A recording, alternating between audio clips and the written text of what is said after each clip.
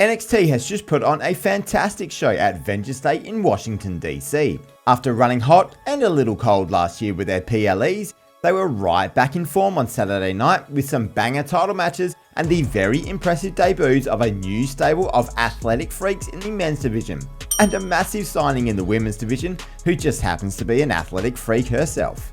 I'm Chris Apples from Aussie Cousins Wrestling, and this is our NXT Vengeance Day review. The first match was for the North American Championship between reigning champion Fallon Henley and Stephanie Vaquer.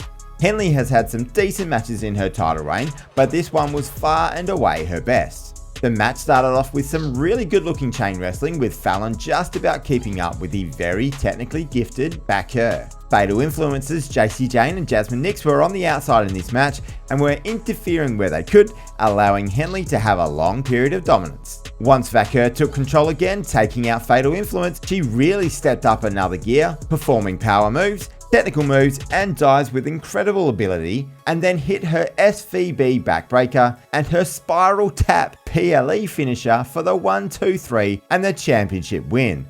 A really fun match and a great way to start the event. Next up, we have the Tag Team Championship match between Fraxiom and the challengers Josh Briggs and Yoshiki Inamura. This was insane. This was a 10-minute sprint match that generally felt like it was about 6 or 7. Josh Briggs was hitting about as hard as I've seen him hit in a match before, especially after being caught in the mouth from a top rope flipping leg drop from Nathan Frazer. Yoshiki Inamura was intense and looked like he's going to be a massive fan favourite in NXT, and was already getting chants from the crowd. Toward the end of the match, Fraxiom finally got back on track and started countering Inamura and Briggs at every move, before Axiom hit Briggs on the outside with a moonsault. They then hit Inamura with a new high and low finisher to retain the championship in one hell of a good match. But after the match, after a good show of sportsmanship between all 4 men, a group of guys came out to the ring to attack all 4 of them, putting in some incredible moves to see them all laying out. This would turn out to be the mystery team who have been leaving vignettes over NXT in the last couple of weeks. Eddie Thorpe and Trick Williams fought in the first of 2 non-title matches, this one in a strap match. This was fine, nothing more, nothing less. Eddie tried to get the jump on Trick, but eventually got caught for Williams to get on top, but he wouldn't use the strap.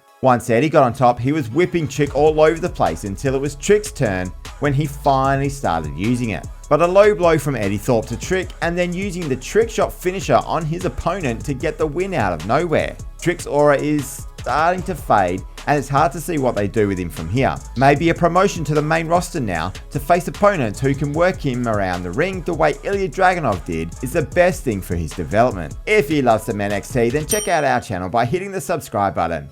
We send out a couple of videos each week and you can help us out for absolutely free. Back to the action now, and the grudge match between Javon Evans and Ethan Page. Javon started hot and hit 2 insane dives on Ethan, with the dive on the inside getting a massive amount of height. Later in the match, the first turning point occurred when Evans tried a curb stomp on the steel steps, but Ethan trapped Javon's foot in between the steps and the ring post. Ethan then took over and was on top for a long period, working down the knee at every opportunity. After a pull-up power slam transitioned into a submission on the knee, Ethan then caught Evans in the corner and hit the Ego's Edge for a near fall. Evans finally managed to hit a curb stomp on Ethan's jaw in the middle of the ring for Page to powder to the outside, and another massive dive from Evans hit Page. Ethan then countered a springboard cutter with a big punch and then hit the Twisted Grit to pick up the win. A good match between the 2 of them, and Ethan was a great base for Javon's flying moves, and they showed real intensity. The NXT Men's Championship match came up next, which saw Femi defend his title against Austin Theory and Grayson Waller. Theory and Waller started out double teaming against Femi, who then came straight back with a massive one-handed slam on both of them and then a double suplex early on. On the outside, Oba launched the steps into Theory but missed with Waller, who hit a DDT on the steps to Oba. Waller brought in a steel chair and took out Oba, hitting him several times. Oba eventually powered up and hit Waller with a ridiculous sidewalk slam on the chair, with Theory coming in to break up the pin. In the corner, we see a Tower of Doom spot, with Oba going up to attack Grayson Waller, but Theory came in to give the electric chair drop to Femi, with Oba still hitting the superplex to Grayson. This was fantastic. Oba brought out a table to a huge pop, but of course it was he who went through the table, as Theory and Waller double teamed him for Waller to hit the elbow drop from the top rope to the floor. Waller went to hit Femi but clotheslined Theory.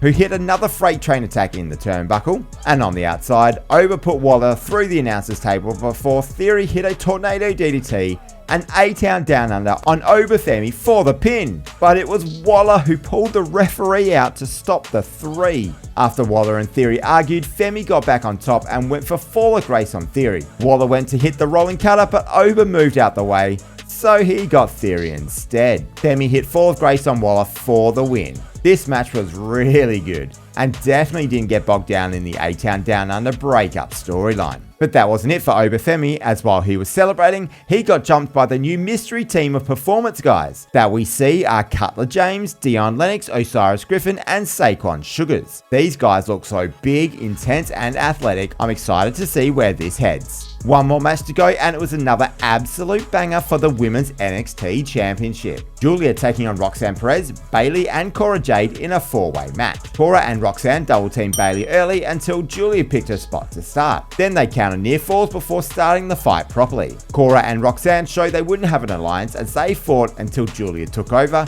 going back and forward from turnbuckle to get the advantage. Bayley and Giulia then had their chance to go one-on-one, but Roxanne and Cora came back in and formed a temporary alliance. Cora took out Roxanne and then Giulia before hitting a senton to Bayley and Giulia on the outside. Roxanne Perez came back in and got some revenge to take out Cora. Bayley then had her time to take over before Giulia got back into the match, hitting some really unique moves on Bayley and Cora. While she did take 2 attempts to hit an octopus hold on Bayley, I don't think it took too much away from the match because it just looked like a genuine struggle between the 2 opponents. She then somehow hit a crucifix bomb out of the octopus hold that needed Roxanne to break up the pin.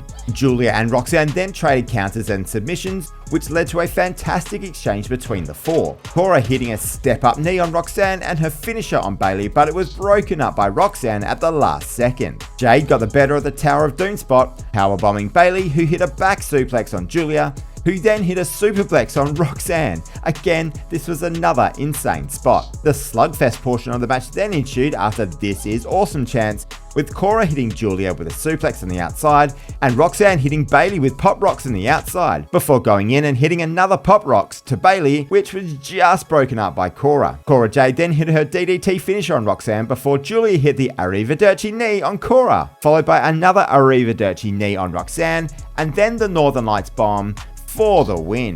I think I managed to get all the major spots in there, but my goodness, this final stretch of moves was so good and finished off a very enjoyable match. This felt like the curtain call for Roxanne Perez, who has been outstanding in NXT and should do some fantastic work on the main roster going forward. Stephanie Vaquer then came out at the end to celebrate with Giulia, which was followed by Jordynne Grace coming out to congratulate them and return to NXT. This also felt like foreshadowing a moment here, so I'm going to go out on a limb and say that this is the main event of Stand and Deliver in April. Our results from this show saw Mike getting 3 points, with correctly picking Stephanie Vaquer over Femi and Giulia, while I picked up 4 points, getting those 3 matches right, plus picking Fraxiom for the Tag Team Championship. That means I get a point back in our Wrestling Predictions League, as I am now on 16 points for the year, with Mikey getting up to 20 points. Elimination Chamber is next in our league, so let's hope I can get some back. And please let us know what you think about this show in the comments below, because we think it was fantastic. Like the video and of course subscribe to the channel if you please to continue getting this Aussie charm to your WWE and NXT content. And the most important thing from us is that we hope you all have a wonderful day.